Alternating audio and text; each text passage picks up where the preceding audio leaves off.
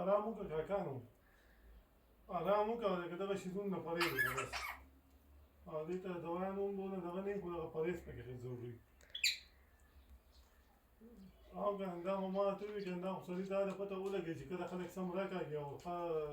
دغه نه وباسي نو بیا پته ولګي چې دا معدې زخم دی او دا ښه کېږي یو دوه هفتو کې دا ښه کېږي نور ډېر نه دی خو دا ده چې خلکو ته زور ورکوي